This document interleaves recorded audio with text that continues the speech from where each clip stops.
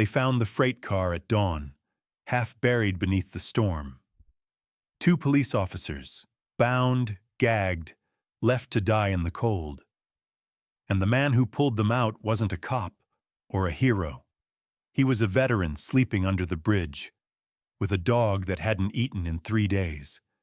Raymond Cole never meant to be part of anyone's story again. But when Max started barking at that sealed boxcar, everything changed. Inside were not just the wounded, but evidence of something monstrous. Names, papers, and one line scribbled in red: "No bodies, no problem." Years ago, Raymond fought wars no one thanked him for. Now, he was about to fight one that no one even knew existed. A war buried under snow, money, and silence. And in that frozen yard, as sirens wailed too late, he whispered to Max, "We finish what we started. Before we begin, take a breath." Because what follows isn't just a story about survival.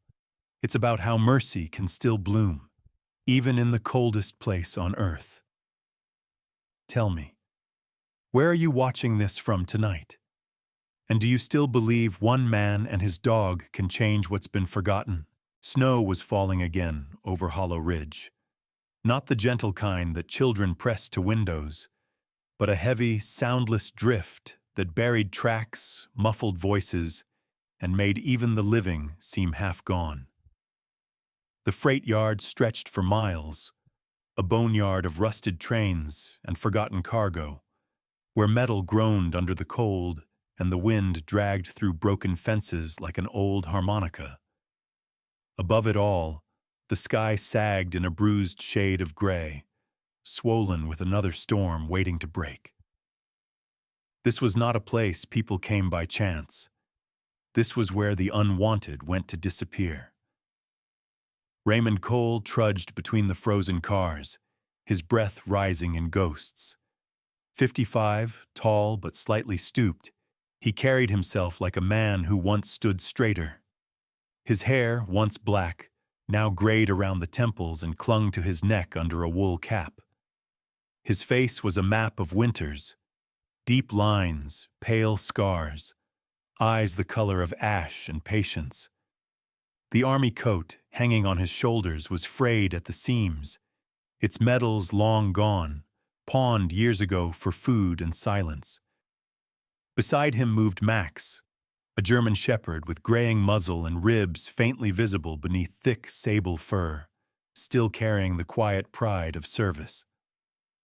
His gait was slow but deliberate, nose sweeping the ground, tail low, ears tuned to the world in ways men could no longer manage.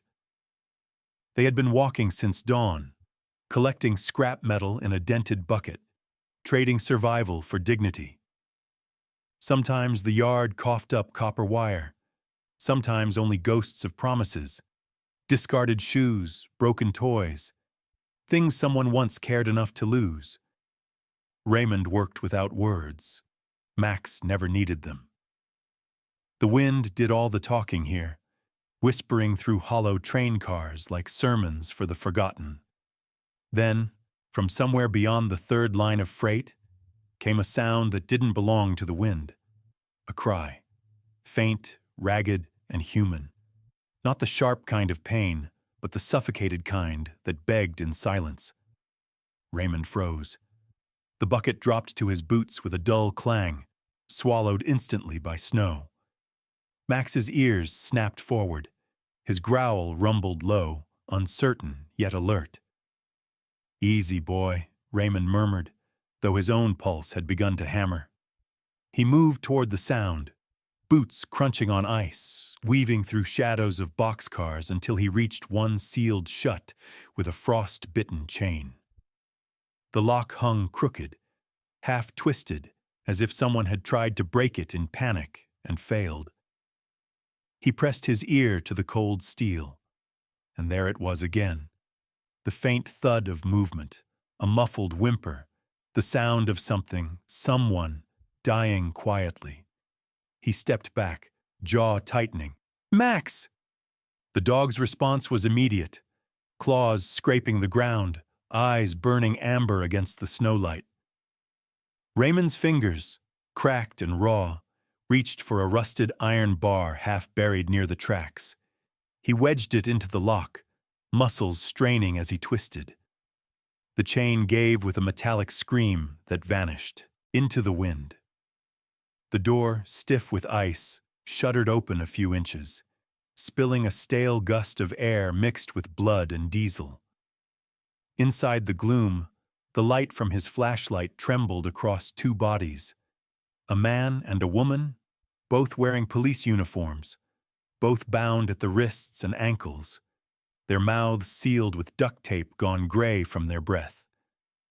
Their skin had turned the blue of river stones, blood crusted dark on their collars, their name tags nearly unreadable beneath frost. Raymond's throat closed. He had seen death in sand, in jungle, in desert, but never left like this, hidden under snow, as if the world itself wanted to forget. He climbed in, boots clanging softly on the metal floor, Max following close behind. The dog sniffed the air once and gave a short, urgent bark, pressing toward the woman. Raymond tore off his gloves, the cold biting his fingers until they went white. He ripped the tape from their mouths, first hers, then the man's, their gasps like the first breath after drowning. The woman tried to speak, but only a rasp came out, half choked by blood.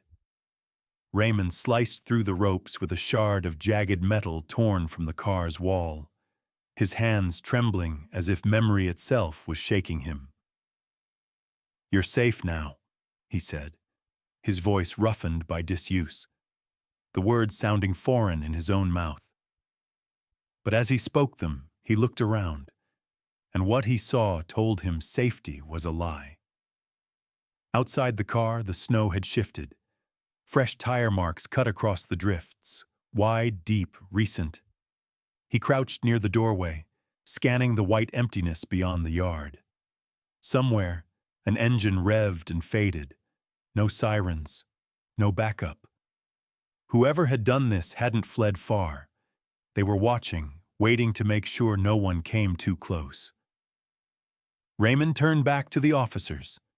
The man, mid-40s, with short-cropped blonde hair and a badge that read Burke, was semi-conscious, his chest rising unevenly.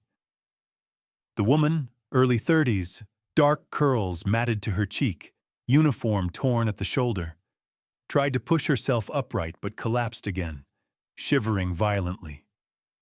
He pulled the man closer to the doorway, lifting with the practiced motion of someone who'd carried too many wounded before. "Stay with me, officer," he muttered. "Just breathe." His breath came out as steam, his shoulders shaking under the weight. Max whined, pacing at the threshold, nose lifted to the wind, his fur bristled. Raymond followed his gaze, across the distant ridge. Faint lights flickered once, then vanished. It was enough to send a chill through even the hardened parts of him. He tightened the old wool scarf around his neck, the gesture half instinct, half prayer. Then he turned back to the woman. "Can you walk?" She shook her head weakly. "They'll come back," she whispered, voice cracked like glass. "I know," Raymond said. "That's why we're leaving first." He heaved the door wider, snow spilling in like sand through an hourglass. The cold stung his lungs, but he didn't stop. He had known fear before, the kind that smelled of smoke and dust. But this was different. This was the fear of realizing the world you thought you'd left behind had simply changed its uniform. As he helped the officers down from the car, Max circled them protectively, his breath forming little clouds in the storm. The freight yard groaned under the wind. Somewhere a crow called, the sound brittle and out of place. Raymond looked around one last time. The scattered footprints, the fresh tire tracks, the endless white swallowing everything. and in his chest, something dark coiled. This wasn't a robbery. This wasn't random. Someone had meant for these two to vanish and for the snow to finish the job. He glanced at Max, who stood now with head lowered, body still, eyes locked on the ridge beyond the tracks. The veteran's hand fell to the dog's neck, feeling the steady thrum beneath the fur, the only warmth left in that forsaken place. The wind rose again, carrying the scent of diesel and something worse. The trace of men who kill not from rage, but from order. Raymond's eyes narrowed. He had spent half his life obeying orders. Now he could sense them even in silence. The storm thickened, blurring the world into white. As Raymond pulled the wounded officers toward the edge of the yard, he didn't look back. But in his mind, one thought followed him like a shadow through snow. The storm wasn't the only thing that wanted them buried. The storm thickened until the world itself seemed to dissolve into whiteness. Wind howled through the broken freight cars behind them, scattering flakes like shrapnel, erasing every footprint they left. Raymond pressed forward, his breath ragged and heavy, the weight of two wounded bodies dragging at his shoulders. Captain Elias Burke leaned against him, eyes half shut, face gray with pain. His ribs moved unevenly under his torn uniform. Sergeant Raina Vale limped beside them, clutching her thigh where blood darkened the snow in fading warmth. They moved not like the living, but like remnants of them. Shadows passing through a world that had forgotten its pulse. Max led ahead, his dark coat blending with the storm's rhythm, nose low to the snow, every muscle taut. He stopped often, listening, not to the wind, but to something beneath it. Engines, faint and predatory, echoed through the valley. Somewhere behind, in the maze of trains, headlights flickered on and off, cutting through the curtain of snow like hunting lamps. Voices followed, deep, controlled, without panic. These were not men running from guilt. These were men trained to erase. "Keep moving," Raymond muttered, though his own legs burned with fatigue. He adjusted Burke's arm around his neck, feeling the officer's pulse weak against his shoulder. Raina stumbled once, nearly falling, and Raymond caught her with his free hand. Her uniform sleeve brushed his wrist, cold, soaked, and trembling. The tree line appeared ahead like salvation carved from shadow. The pines rose tall and silent, their trunks black against the white, offering a kind of cover that only the desperate could trust. Raymond pushed through the first row of trees, dragging Burke with him until they reached a small drift at the base of an old pine. He eased the officer down, snow spilling from his coat, his breath steaming into the air. "Rest," he said quietly, "just for a minute." Raina leaned back against the tree, her hand pressed to her wound. The snow had turned the fabric of her pants stiff with ice. She was young, early 30s maybe, her face sharp with pain but carved from defiance. Strands of dark hair stuck to her lips, and when she looked up at Raymond, her eyes were clear and furious. "They found out," she whispered, the words trembling like glass. He frowned, leaning closer. "Who?" Her hand lifted, shaking, revealing a half-burned hospital tag looped around her wrist. The print was smudged, but the name still visible beneath the soot. Hollow Ridge Medical Wing. Raina's voice dropped to a rasp. It wasn't just us. They were taking newborns from the medical wing, changing records, selling them. Her throat closed around the last word, as if it hurt to say it. "We tried to stop it, but they knew." Burke stirred weakly beside them, coughing, blood spotting the snow. His voice was barely a whisper. There were files, names. They took them. Raymond's jaw clenched. For a long moment, the only sound was the wind, moving through the branches like a slow tide. He looked between them, the badges, the wounds, the tag, and something old inside him stirred, something that had been buried under too many winters. He had seen cruelty in many shapes, but never dressed so neatly, never stamped with the symbols of trust. Max whined low, drawing his attention. The dog stood at the edge of the clearing, body rigid, tail stiff as iron. His ears twitched toward the distance. Through the falling snow, faint lights pulsed. The same black truck Raymond had glimpsed before. It was moving again, slowly, deliberately, headlights off, its engine a soft growl beneath the wind. "Down," Raymond whispered, pushing both officers lower behind the drift.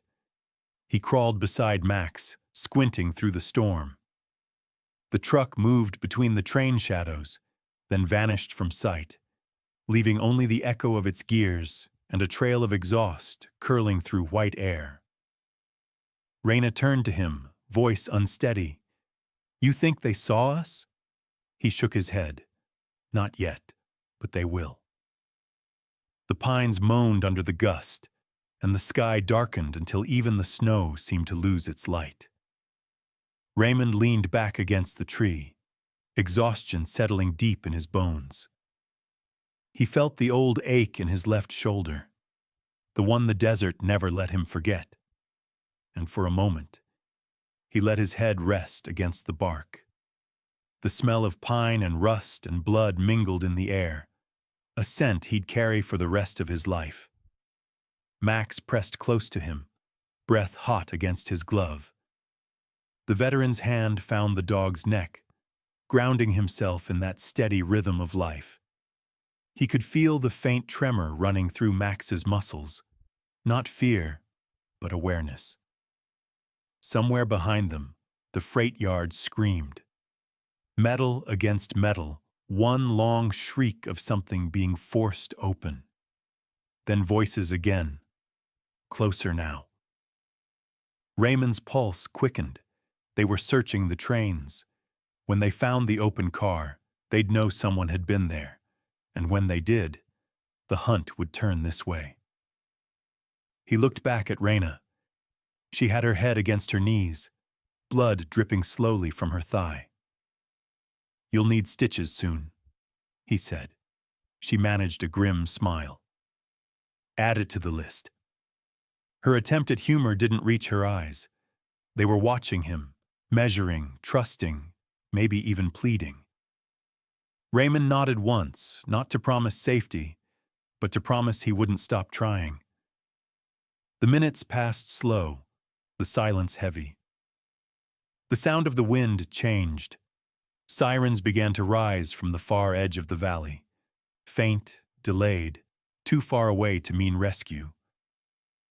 Raymond closed his eyes for a moment, listening. "Too late," he murmured. "They're always too late." When he opened them again, Max had turned back toward the ridge. The dog's fur bristled along his spine, his breath coming fast. In the faint distance, something moved, a flicker of shape against the white horizon. Not headlights this time, shadows, men on foot. Raymond's heart sank. He had seen that kind of movement before. Quiet, sweeping, practiced. Not searchers, not police. Hunters. He whispered to himself, almost in prayer. "They're not letting go." Rayna followed his gaze, her lips parting as realization dawned. "Then what do we do?" Raymond tightened his grip on the rifle slung across his back. "We make it to the ridge," he said. "We stay alive until morning." The wind howled again, swallowing his words. But the resolve in his eyes spoke louder than sound. He looked once more toward the yard, where the dark truck idled, its exhaust rising like smoke from a buried fire. Whatever they had stumbled into, Whatever truth was locked behind that burned hospital tag and those missing infants, it hadn't ended with escape. It had only begun to follow them. And in that frozen stillness, Max's growl rolled low through the night, a sound older than fear itself. The black truck began to move again, slow and certain, like a predator tracing the scent of the wounded. Whatever they had uncovered, it wasn't over. It was coming for them. The wind tore through the pines like a living thing, wild and hungry. Snow came sideways now, not falling but attacking, driving needles of ice against their faces. Raymond leaned forward into the storm, his body bent under weight and exhaustion, one arm gripping Burke's shoulder, the other steadying Raina each time her injured leg faltered. Their breath came out in ragged bursts that vanished before they could see it. Behind them, Max's dark shape wove through the white chaos, his fur crusted with frost, eyes glowing with the same steady fire that kept Raymond moving. They had been walking for what felt like hours. No direction, no plan, just away. Away from the freight yard, away from the black truck, away from the echo of organized voices that had learned their scent. Every step sank deeper than the one before. Raina's blood left a thin red trail that the snow kept trying to swallow, as if nature itself couldn't bear witness to what men had done. Burke drifted in and out of consciousness, his head lolling against Raymond's arm, his lips murmuring half-formed words that froze before they reached meaning. Raymond's lungs burned from the cold, his heartbeat dull in his ears. He could feel the familiar ache in his right knee, the one the desert sun had shattered years ago. But he refused to stop. "I've carried brothers through worse," he muttered under his breath, though neither Raina nor Burke could hear. He wasn't talking to them. Not really. He was talking to the ghost of who he used to be. The man who once carried a flag and thought it meant something unbreakable. The trees thinned, and the white glare of the storm dimmed to gray. In the distance, half swallowed by snowdrifts, a cabin leaned crooked against the mountainside. Its roof had caved in long ago. One wall was scorched black from fire, but there was still a door standing. Barely. Raymond squinted through the wind. Shelter. It wasn't much, but it was more than the open teeth of the storm. He half-dragged, half-carried Burke across the clearing, boots slipping on ice. Raina followed, limping, her gloved hand clutching her side where the wound had soaked through another layer of cloth. Max ran ahead, sniffing the air, tail stiff. When Raymond reached the porch, the wood gave a low, sorrowful groan beneath his weight. He kicked the door once, and it fell inward with a hollow crack. Inside, the air was thick with the scent of smoke, old wood, and something darker, the memory of lives that had ended badly. Ash still clung to the walls in crooked handprints, and the ceiling beams were skeletal, pointing toward heaven as if asking why. But it was dry, and it was cover. Raymond lowered Burke onto a sagging cot and turned to Raina. "Sit," he said simply.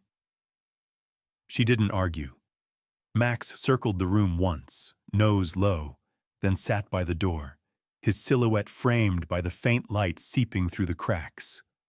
The wind howled beyond the walls, but here it was muted, like the sound of the world dying somewhere far away. Raymond gathered what he could: broken chair legs, a shelf half torn from the wall, and stacked them in the fireplace. The spark caught reluctantly, flaring blue before settling into a thin, shivering flame. The faint glow painted their faces in trembling gold. Burke stirred, his lips pale. Raina leaned forward, the firelight softening the strain in her eyes. For the first time since he'd found them, she looked at him not with fear, but with something closer to recognition. "You were a soldier," she murmured, voice low, almost to herself. Raymond didn't look up from the fire. "Was," he said. The word left his mouth heavy and final. "Now I just survive." Raina's gaze lingered on him for a long moment. Then, with effort, she reached into her jacket, fumbling against the inner lining. Her hand came out holding something small, wrapped in a blood-stained cloth. She extended it toward him.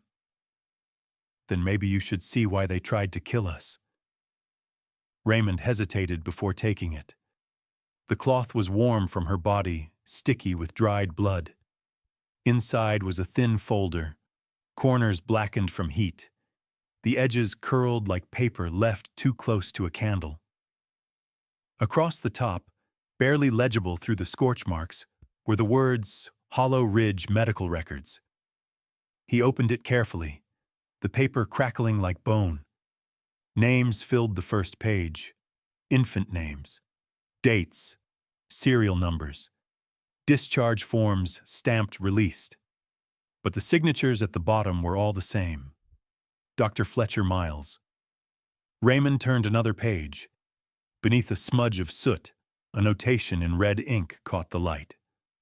Transfer complete. The next few pages were worse. Lists of mothers who never signed their infant's release. Staff termination reports marked confidential, blank birth certificates filed under fake IDs. Raina's voice trembled. They took the babies, sold them through adoption networks that never existed. We found out too late. When we went to report it, Miles sent men to shut it down, and us with it. Raymond stared at the documents, the firelight flickering in his eyes. And the others who knew? Her face broke, just slightly. Gone. Disappeared. Like they never worked there at all. For a while, the cabin filled only with the sound of crackling fire and the faint, uneven breaths of the wounded. Raymond sat in silence, turning the folder over in his hands. The name Fletcher Miles meant nothing to him, but what it represented did. Another war waged behind doors where no one looked. He leaned back, staring into the fire. "Monsters don't vanish," he said quietly. "They adapt." Raina didn't answer. Her head had dropped to her chest, exhaustion claiming her. Burke slept shallowly, his chest rising unevenly. Max shifted at the doorway, ears twitching. He gave a single sharp bark that cut through the quiet. Raymond froze. Then it came again. The faint hum of an engine, swallowed by the storm but unmistakable.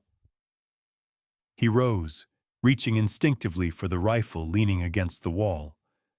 The movement was slow but practiced, a memory his muscles never forgot. He crouched near the window, brushing away a layer of frost until the outside came into view. Through the narrow crack, light flickered, pale and distant at first, then stronger, moving in rhythm. Headlights cutting through the storm in deliberate lines. The same slow approach, the same quiet patience he'd seen before. Raina stirred behind him. "What is it?" He didn't answer immediately. He kept watching until the truth was undeniable.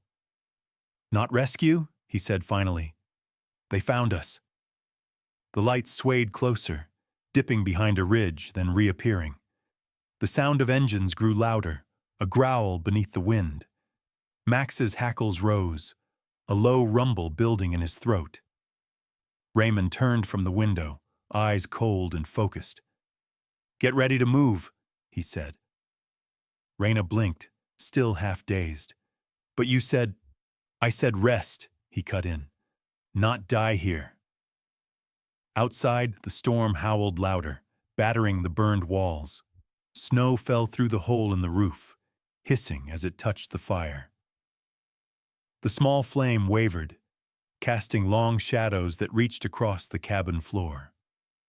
Max growled again, the sound deep and certain, the sound of warning. Raymond looked once more through the crack in the wall. The lights were closer now, their glow trembling against the trees. There was no mistaking it anymore. The cabin wasn't their refuge. It was their trap. The first shout split the night like lightning. Then came another and another, until the whole forest seemed to tremble with human noise. Men calling to each other, boots crunching through snow, flashlights tearing holes in the dark. Raymond didn't hesitate. He stomped his boot onto the embers of the fire, scattering sparks into smoke, the smell of burnt wood vanishing into the blizzard's howl. "Go," he ordered, his voice low but sharp. He swung Raina's arm over his shoulder and steadied her against his chest. Her face was pale as bone, her breath short and shallow, but she didn't protest. Max darted toward the broken doorway, a streak of black and gray against the storm. They burst into the open, the night slicing at their faces. Wind clawed through the trees, pulling the world into a blur of white and shadow. The snow had turned to powder, waist-deep in places, sucking at their legs like water. Raymond's body screamed in protest with every step, muscles burning, lungs cutting with ice, but he kept moving, faster, harder. Behind them came the sound of boots in rhythm, men trained to track, not chase. Someone shouted, "There! Move!" and the air cracked with gunfire. The bullets were precise, short bursts that broke the silence like snapped bones. One struck the tree beside Raymond's head, sending splinters into his cheek. He didn't flinch. He'd learned long ago that hesitation was death. He ducked behind a snowdrift, pulling Raina down beside him. "Stay low," he hissed, glancing at Max. The dog crouched ahead, fur bristling, ears sharp as radar. Then, as if understanding, Max shot forward into the dark, weaving through the trees to draw their fire away. Raina's voice trembled against the wind. "We can't outrun them." Raymond gritted his teeth, hauling her back to her feet. "We're not outrunning anyone," he said. "We're outlasting them." The forest twisted into confusion, branches whipping across their faces, snow blinding them, the world shrinking to breath and movement. Raymond could feel Burke's badge in his pocket, the one he'd taken from the freight car before they fled. The cold metal pressed against his chest like a heartbeat, reminding him of the promise he hadn't meant to make, that they'd survive, even when the odds laughed at them. Max appeared again, just ahead, his muzzle flecked with frost, eyes burning gold.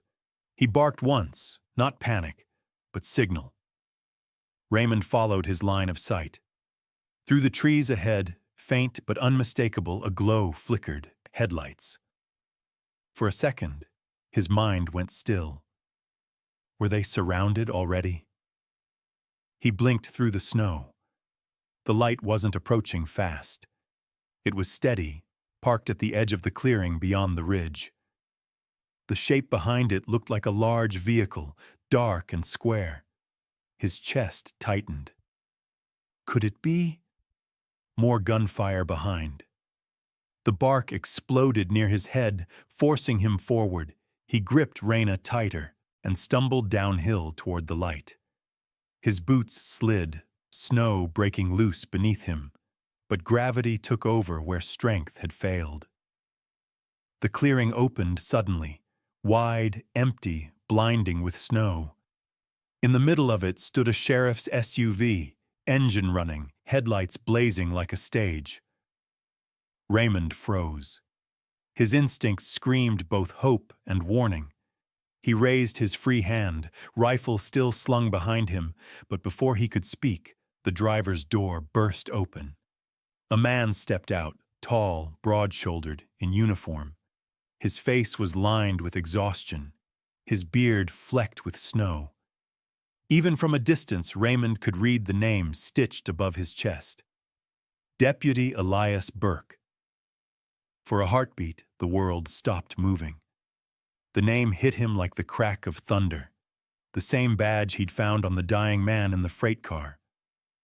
Burke was supposed to be dead, but the man standing in front of him was very much alive. Burke raised his weapon, not at Raymond, but at the tree line behind. "Down!" he shouted. Raymond didn't question. He pulled Raina down just as another burst of gunfire erupted from the woods. Bullets whined through the air, snapping branches, chewing into snow. Burke returned fire, 2 sharp blasts echoing through the night. Max lunged forward, his growl deep and feral, tackling one of the dark figures emerging from the pines. Snow flew in a violent blur of motion. "Get in the truck!" Burke roared. Raymond didn't need to be told twice. He half-carried, half-lifted Raina across the clearing, pushing her into the back seat. The smell of gunpowder filled the air, sharp, electric. Burke fired again, dropping another man near the tree line. Raymond swung his rifle off his back and fired once, covering Burke as he moved toward the driver's side. Max barked sharply, shaking snow from his coat before leaping into the passenger seat beside Raymond. Burke jumped in last, slamming the door and flooring the gas. The tires spun against the snow, caught, and the SUV lurched forward. The forest blurred into streaks of white and black as they tore down the mountain trail. Inside, the air was thick with adrenaline and cold sweat. Raina collapsed against the seat, eyes half closed, her skin waxy pale. Raymond pressed a hand to her shoulder. "Stay with me," he said softly. Burke's eyes flicked to the rearview mirror. "You bring trouble, Cole?" Raymond looked at him, still processing the impossible. "You're supposed to be dead." Burke gave a short, humorless laugh.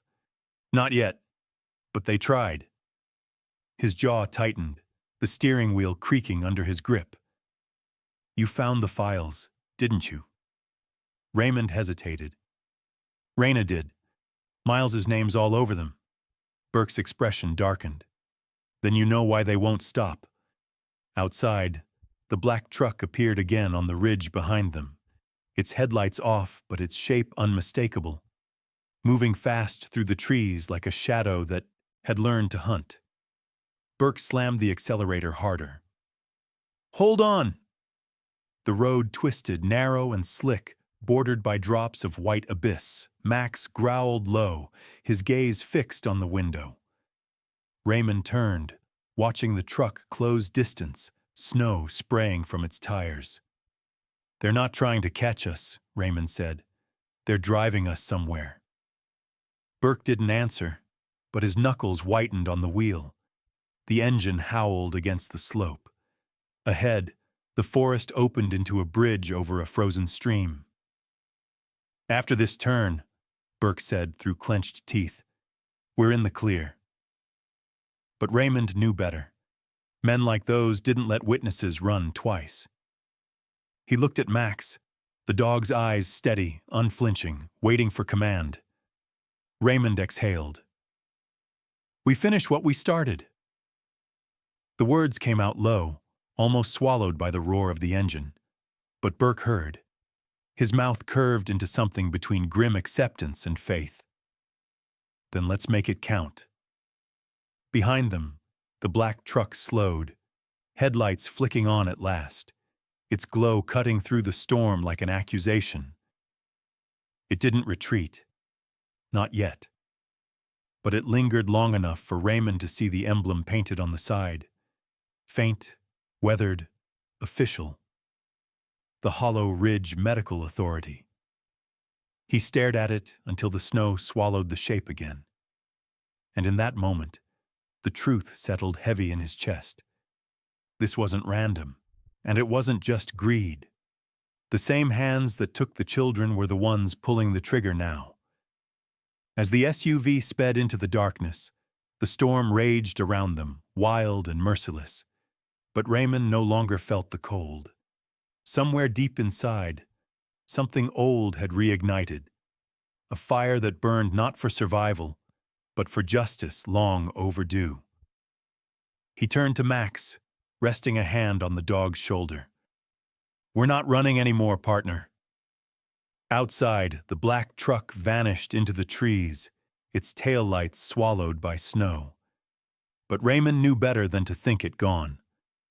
The storm behind them carried more than wind. It carried promise. The fight wasn't just for survival anymore. It was for redemption. The storm had broken by the time the first FBI trucks arrived, but the world still looked bruised by night. Blue and red lights pulsed across the ridge like slow heartbeats, painting the snow in shifting colors of warning. The old freight line of Hollow Ridge lay below them, silent, heavy with the weight of its secrets. Engines idled, radios whispered, and men in tactical gear moved through the half-light, their breath blooming white in the cold. Raymond stood apart from them, his face unreadable beneath the faint glow of dawn. Beside him, Max waited, muscles coiled, his amber eyes fixed on the dark outline of the warehouse below.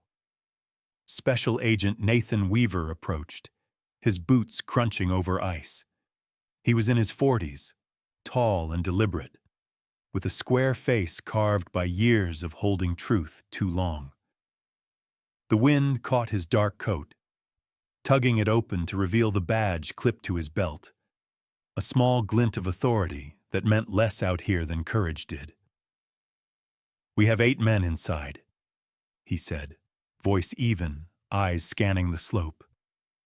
"They're armed, trained, and they know we're coming. We move at dawn."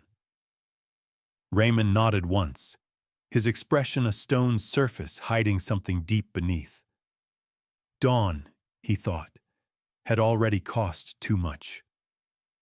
He looked down at Max, resting a hand lightly on the shepherd's neck.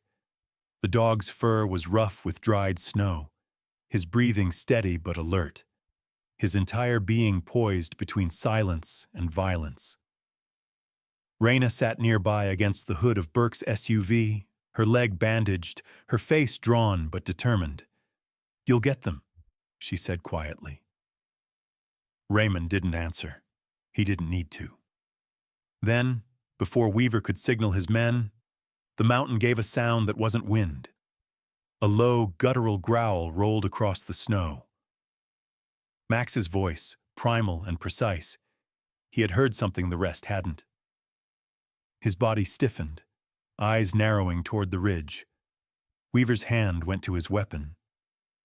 "What is it?" he whispered. But dawn came early, carried not by sunlight, but by the shepherd's charge. Max exploded from the shadows before the command could be given, a blur of black and tan fur cutting through the frost.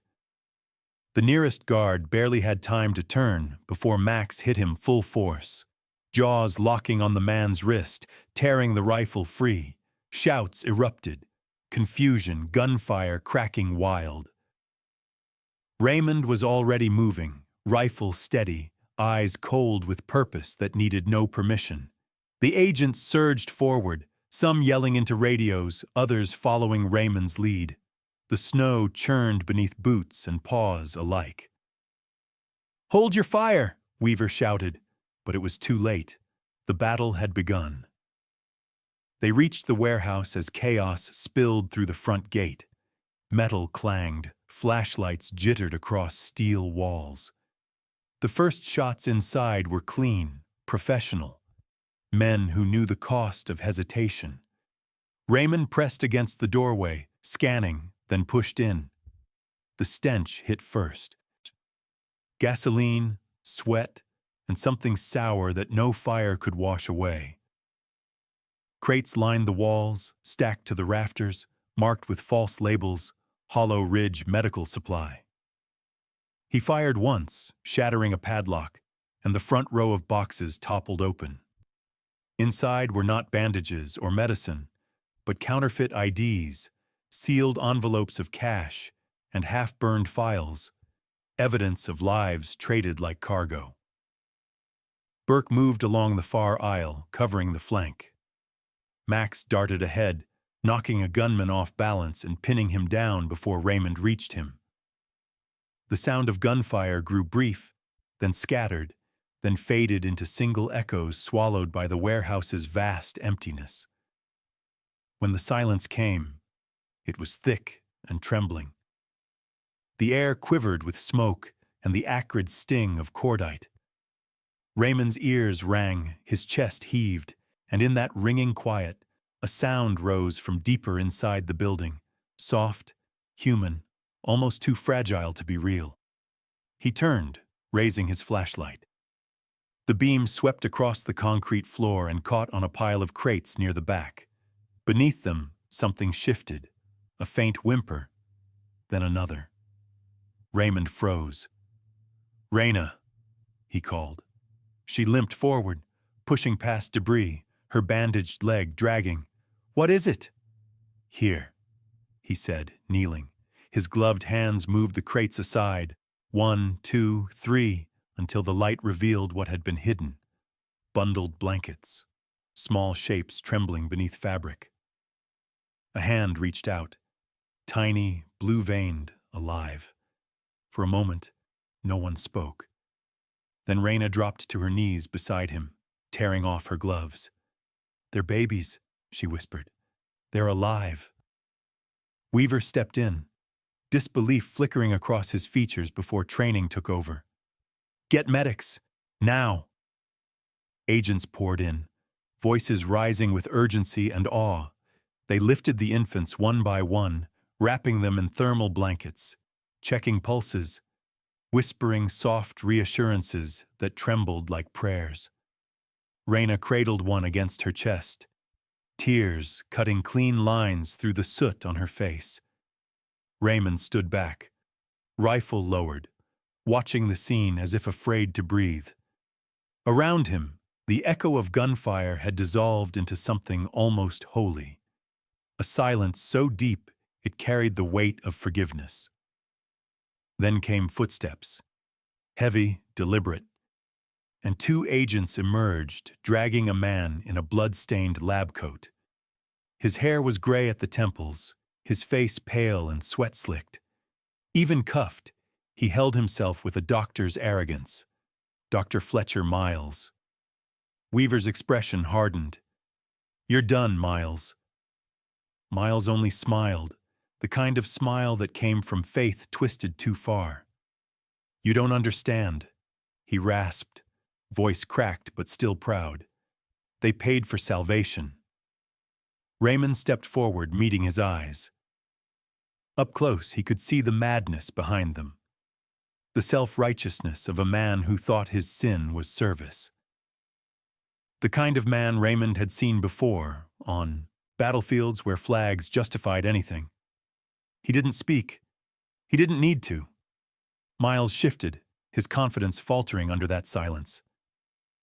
"You think you've saved them," he said quietly. "But mercy always has a cost." Raymond's jaw tightened. Not this time.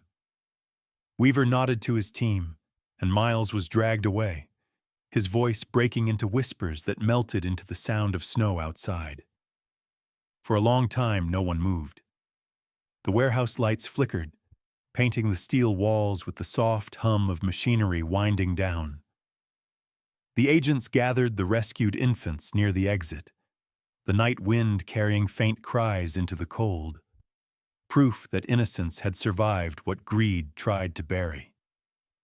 Raina leaned against a pillar, exhausted but smiling faintly as she watched one baby grasp her finger. Burke stood by the door, rifle slung, scanning the ridge where the dark truck had once stood. Only emptiness remained. Raymond walked to the threshold, where the snow met the warehouse floor. Max padded up beside him, pressing against his leg. The dog's fur glowed faintly in the flickering light, his breath steady, his eyes calm. The look of a creature that understood victory wasn't about triumph, but endurance. Raymond knelt, resting a hand on Max's neck. The snow outside had begun to fall again, gentler now, the storm finally losing its rage. He looked back once, at Raina, at Burke, at the children swaddled in blankets that moved like breathing hope. He exhaled slowly, his voice barely above a whisper. Sometimes silence is judgment enough. Outside, the ridge stretched white and still beneath the sky. And for the first time in years, Raymond Cole felt the cold without fear. That night, mercy finally found its voice. In the snow, the dog, and the man who refused to walk away again. Hollow Ridge breathed differently now. The cold no longer bit. It only whispered.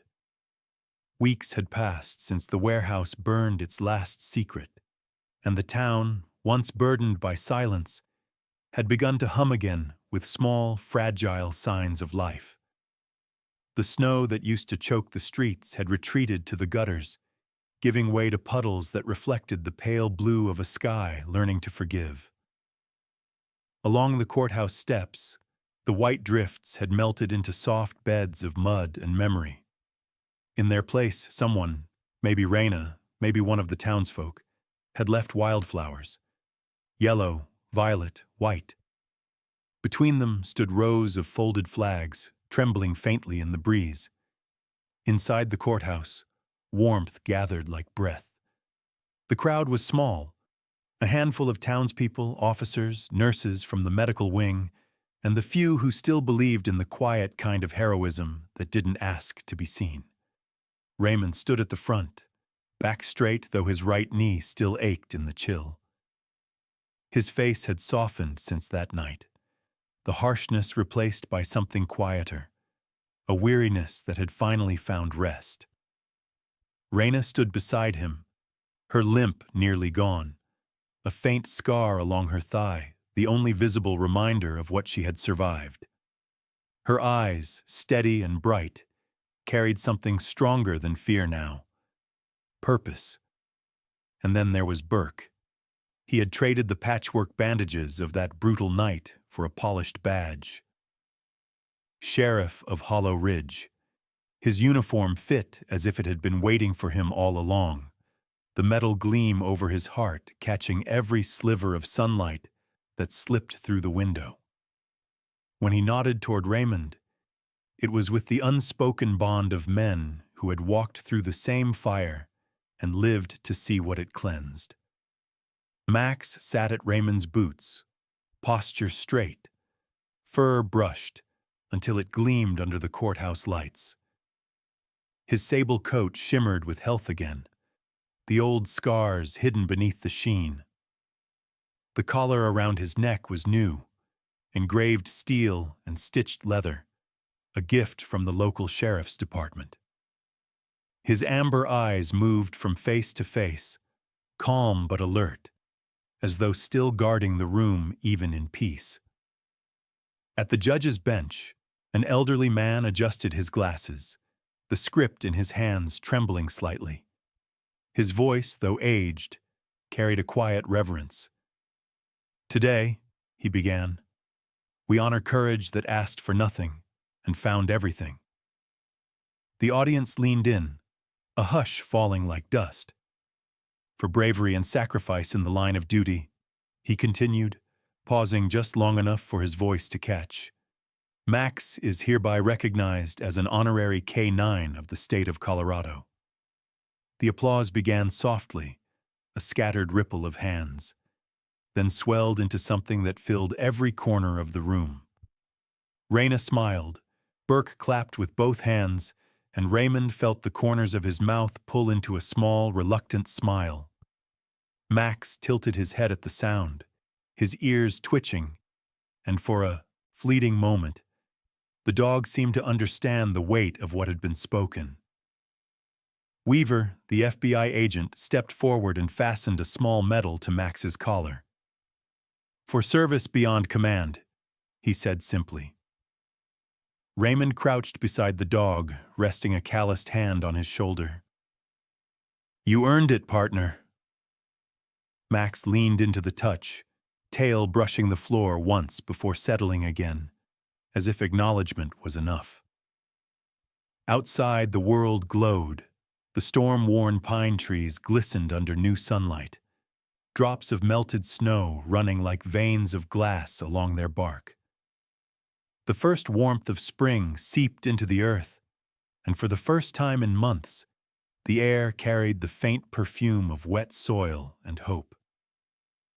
The crowd spilled out of the courthouse, laughter replacing the long silence Hollow Ridge had carried through winter.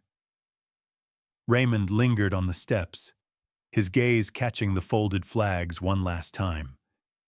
He touched the brim of his hat, not a salute but something gentler, an unspoken thank you to the men and ghosts who had walked beside him. Then he turned toward the road leading out of town. That evening, the sky blushed gold over the mountains.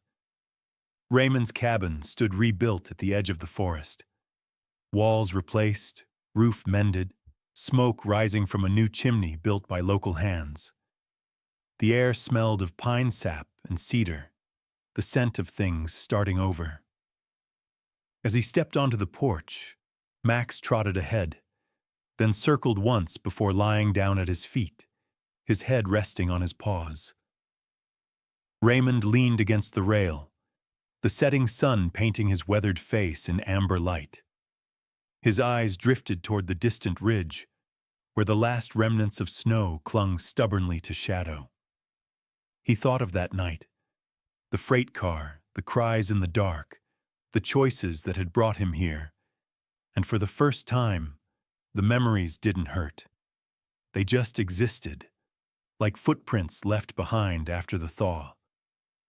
He glanced down at Max, whose chest rose and fell in slow, steady rhythm. "We made it home, buddy," he whispered. His voice was almost swallowed by the quiet, but Max's tail moved once, a small, soft thump against the wood. From far across the valley came the sound of church bells, faint, pure, carried by the wind. The notes drifted over pine and snow, ringing through the air like forgiveness. Raymond closed his eyes for a moment, letting the sound settle inside him. The light faded, leaving behind the quiet shimmer of twilight. The melted snow caught the last rays of sun, scattering them into 1,000 points of silver, not remnants of winter anymore, but reflections of grace. Hollow Ridge had been scarred, yes, but scars, Raymond thought, were proof of healing, not hurt. He looked once more at Max, who had lifted his head, eyes half open, ears twitching to the bells. "Sometimes," Raymond murmured, "God doesn't send angels with wings." He reached down, running his hand gently over the shepherd's fur, feeling the warmth of life beneath it. He sends them with scars and paws. As the sun slipped behind the ridge, the valley fell quiet again. But it was a different kind of silence now, the kind that comes after peace, not pain. And in that silence, the snow that once tried to bury their hope glistened softly under spring's forgiving light, like grace itself remembering their names. Some stories don't end when the mission does. They linger, like the scent of pine after a storm, like a footprint that refuses to fade from the snow. Maybe it's because courage was never about medals or applause.